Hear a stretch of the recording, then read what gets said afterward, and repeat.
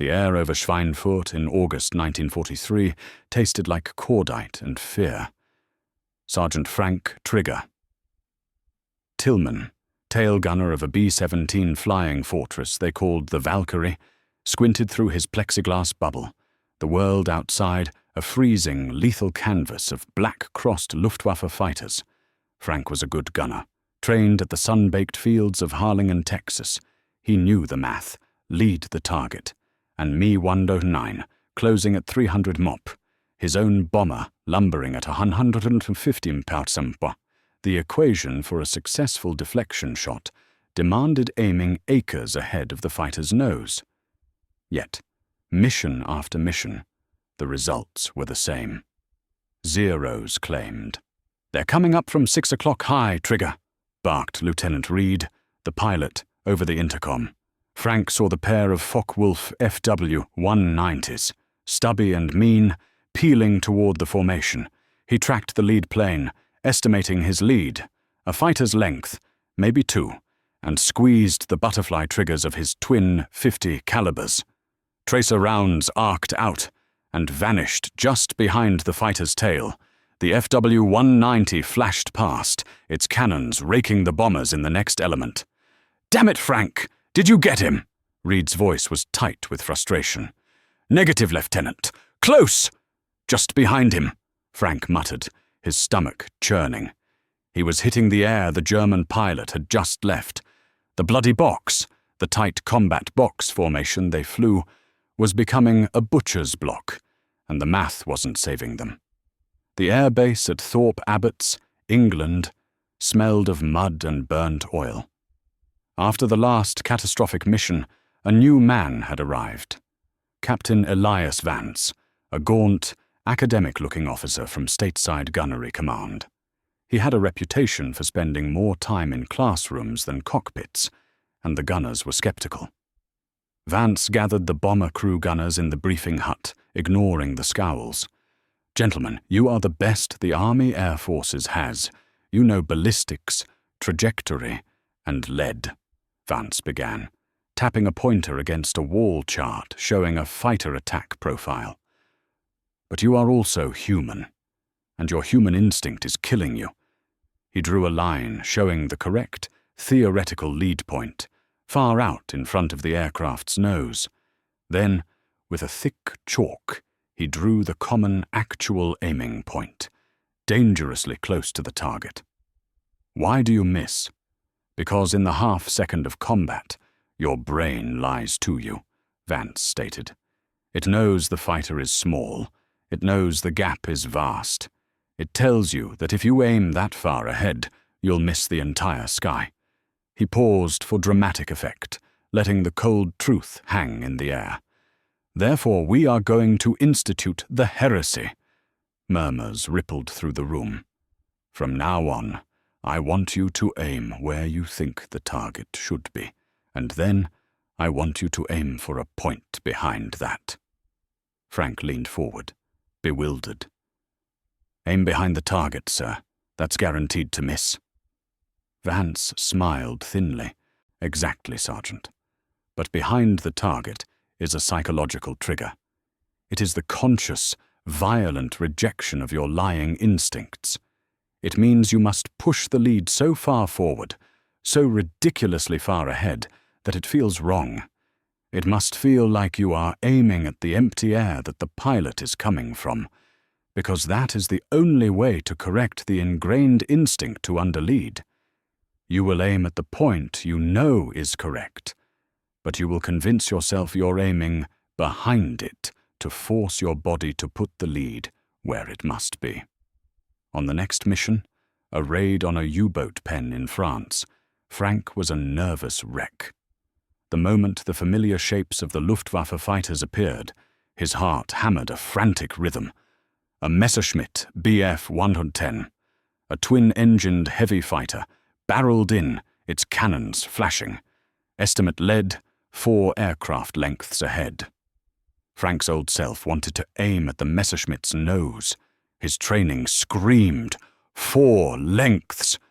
But Vance's voice echoed in his mind. "Aim for the air behind where you think the shot will land.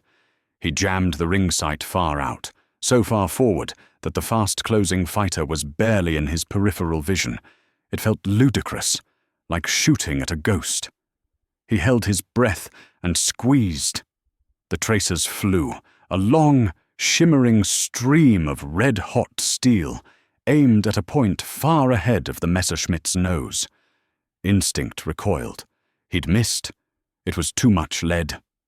Then, a split second later, as the fighter's nose intersected the stream of bullets, an explosion of light erupted. The Messerschmitt's starboard engine instantly blossomed into an orange flame, and the aircraft pitched violently, spiraling down, smoke pouring from its severed wing root. "Got him! Tail gunner, you blew his wing off! He's going down!" The pilot of the bomber above them screamed over the radio. Frank stared, his heart still pounding, but now mixed with a jolt of pure electrifying shock. He hadn't just hit the plane, he had annihilated it. The sheer, overwhelming volume of 50 caliber rounds, placed precisely on the fighter's path, had vaporized the Messerschmitt's chance of survival. The change was not instantaneous across the 8th Air Force, but in Frank's bomb group, it became a phenomenon. Gunners started forcing their lead, consciously fighting their natural impulse by invoking the Heresy. They aimed for the empty air that felt behind their sensible aiming point, and their bullets, finally, began connecting with the enemy's path. The gunners became deadlier, their defensive fire becoming a true wall of lead. The tally of German fighters shot down by bomber crews, a measure notoriously hard to verify, but tracked nonetheless, began to climb. The number of claims, once often exaggerated, became more accurate as planes were seen to genuinely explode or spiral away, trailing fatal plumes of smoke. The groups that successfully adopted the conscious overlead technique saw their loss rates drop and their kill claims rise dramatically, in some cases doubling their effectiveness against the enemy's favored frontal and stern attacks. Frank Tillman, the boy who couldn't score a single confirmed kill, ended the war a veteran with 6 definite kills. He never stopped aiming for that spot behind the theoretical target, the place that felt wrong but worked. It wasn't about the math anymore. It was about the psychology of survival, a counterintuitive trick that turned the tide in the deadly aerial arenas of the Third Reich. The gunners of the 8th Air Force had finally learned to shoot the future, not the past. The success of the Heresy was not without its internal debate. In the smoky, crowded officers' club one evening, Lieutenant Reed, the Valkyrie's pilot, cornered Captain Vance. "Captain, I'm grateful we're coming home in one piece. But what about the tracers? Shouldn't the gunners be using them to walk their fire onto the target? How can they ignore what they're seeing?" Vance took a slow sip of his weak English beer. "The tracer is a necessary evil, Lieutenant. It's the bullet we can see. But it's also a liar." He explained that the brilliant, glowing bullet was not following the exact same path as the invisible rounds in the stream. To make a tracer glow, it was loaded with a small pyrotechnic charge, which made it slightly lighter and often less stable. More importantly, the psychological effect of the tracer was devastating to accuracy.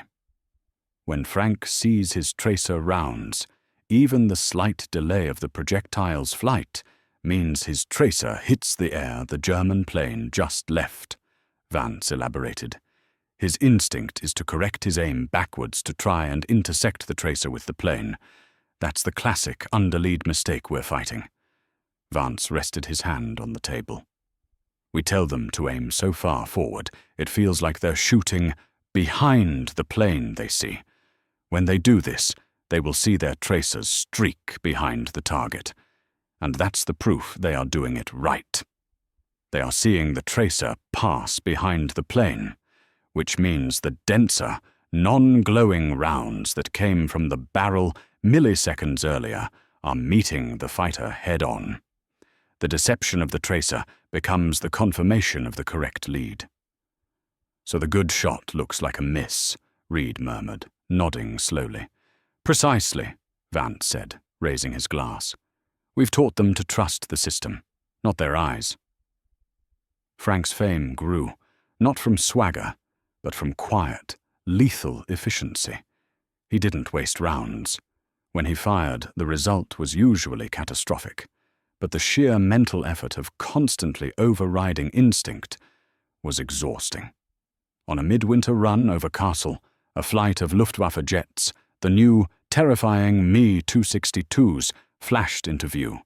They came in at incredible speeds, crossing the range in a blink, making a perfect deflection, shot nearly impossible. "Jets at 6 o'clock. They're too fast. Fire, Frank! Fire!" Reed yelled, panic coloring his voice. Frank saw the jet, a silver arrowhead, closing at a frightening rate. It was going so fast that even the proper lead was an educated guess. He couldn't estimate a distance. He could only process speed. Too fast for 4 lengths. Too fast for 10. It needs acres. He pushed his gun sight so far ahead that the jet was an insignificant smudge at the rear of his firing arc. He squeezed the triggers, emptying a solid drum of ammunition into what looked like totally empty sky. It felt more like a prayer than a shot. The jet screamed past the Valkyrie, its cannon fire missing wide. Frank slumped, certain he'd missed. A moment later, however, a flash of recognition from the waist gunner snapped him back to attention. "They got the one behind! The tail gunner on Blonde Betty hit the second jet!" Frank tracked the second Me-262, which was now corkscrewing down, trailing a thick stream of black smoke. He realized what had happened. His initial burst, aimed so far ahead of the first jet, had been perfectly placed for the second jet, trailing slightly behind and following the same flight path. His aim, following the doctrine of extreme overlid, had created a curtain of fire so long and so far ahead of his actual target that it had snagged the next threat in line. The Heresy had not just saved his life, it had become a defensive weapon that blanketed the sky, capable of killing the ghost of a target's position and the actual target behind it. From that day on, Frank and the others understood that their extreme, counterintuitive aim was not just for the fighter in their sights, but for any enemy following that lethal line of attack. The gunner's Heresy had become the formation's collective shield. The tide had turned, and by late 1944, Frank Tillman was back at Harlingen Army Airfield, a living legend and now an instructor. His job was to teach the new recruits, kids barely out of high school, the deadly art of aerial defense.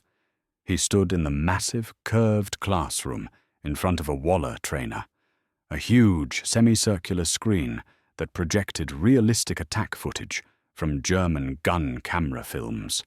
The students were hunched over mock-up turrets, their faces lit by the mock flashes of cannon fire.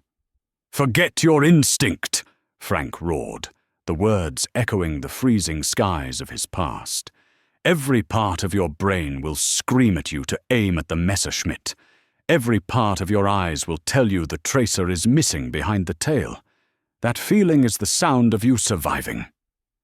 A young, earnest gunner named Private Miller raised his hand.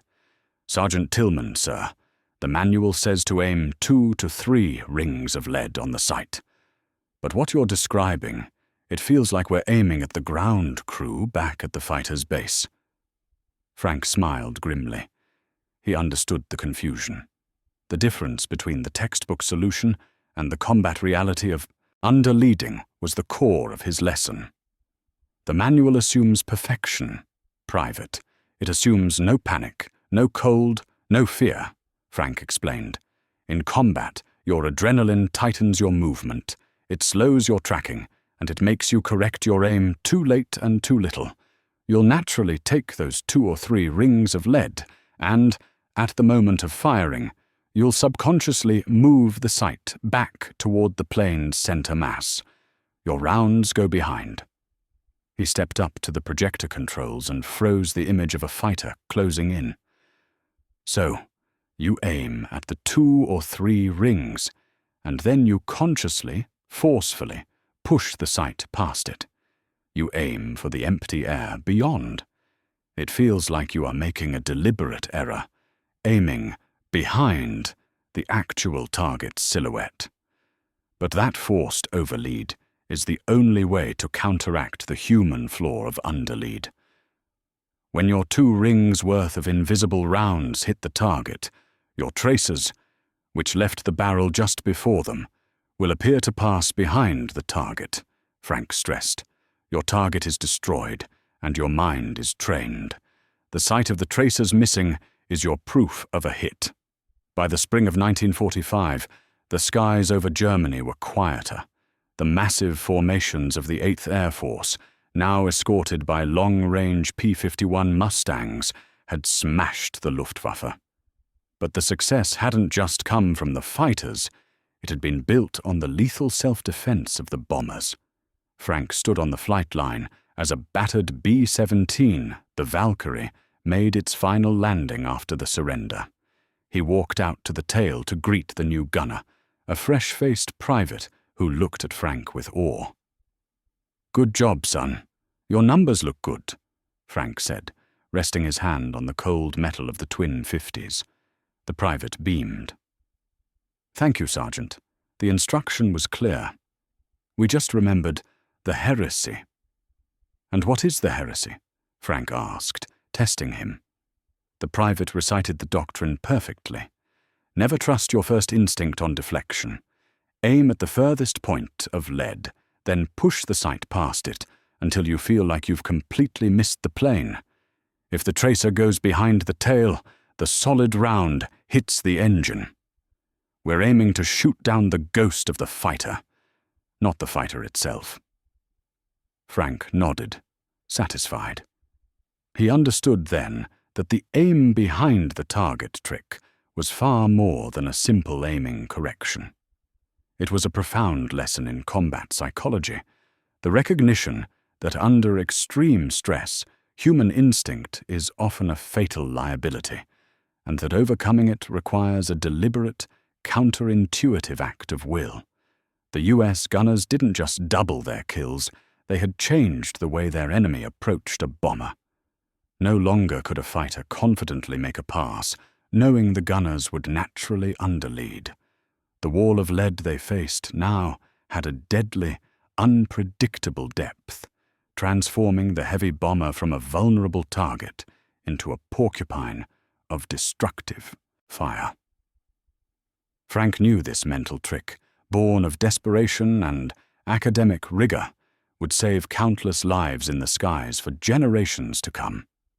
For Frank, the end of the war brought a different kind of challenge, settling back into civilian life. The roar of the B-17's engines was replaced by the clatter of a printing press, his new job at a local newspaper. But the constant effort of overriding his visual instinct had taken a toll. Simple tasks felt off-kilter. When he poured coffee, he often started too far from the cup, correcting sharply. When he drove, his eyes told him to stop far too early, the residual combat training screaming for an impossible safety margin. His wife, Sarah, noticed it immediately. "Frank, you missed the nail by 3 inches, she said gently one afternoon, watching him try to hang a picture. Frank stared at the dent in the wall. He had aimed for the exact spot where the nail should go, but his hand, trained by months of aiming for the ghost, had placed the hammer a conscious distance beyond. The same forced overlead that killed Messerschmitts made him miss a stationary target by a mile.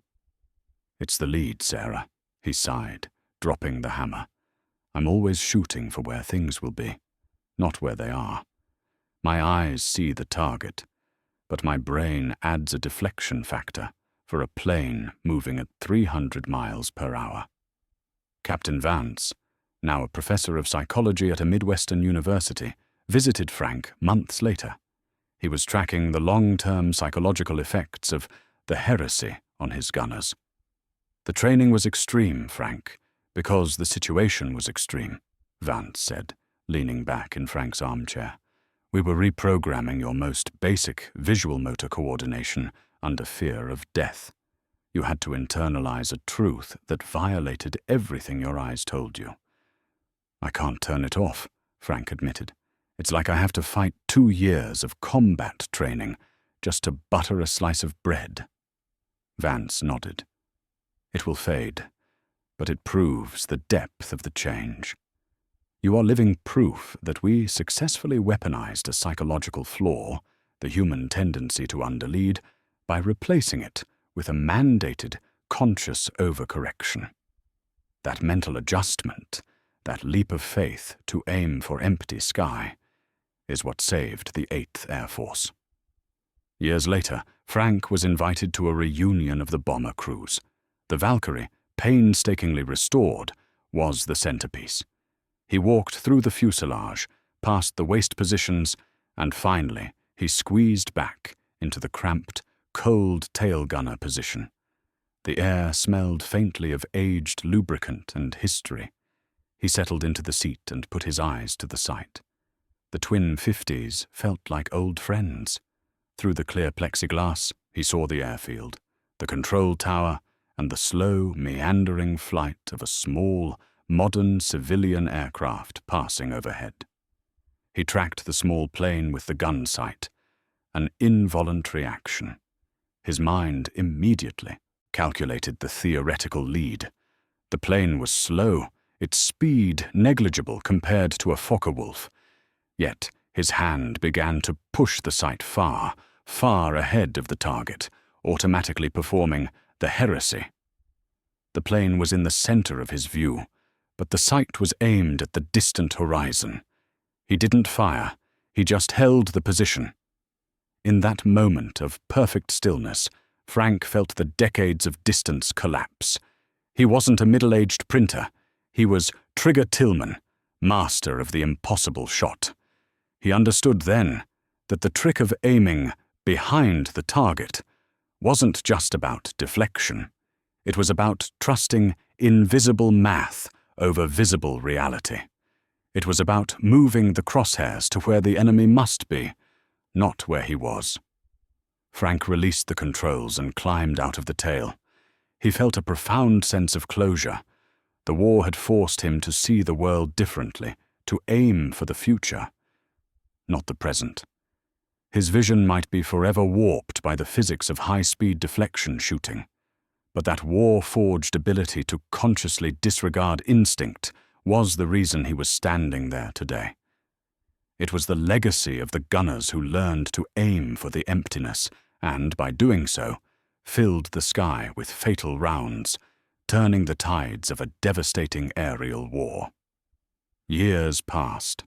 Frank's combat scars faded, but the aiming heresy remained a subtle ghost in his motor memory. He had successfully retired from the printing press, finally finding peace in the slow rhythm of gardening. One autumn afternoon, Frank was teaching his young grandson, Tommy, how to pitch a baseball. Tommy was 7, earnest and terribly frustrated. "Grandpa, it keeps going wide.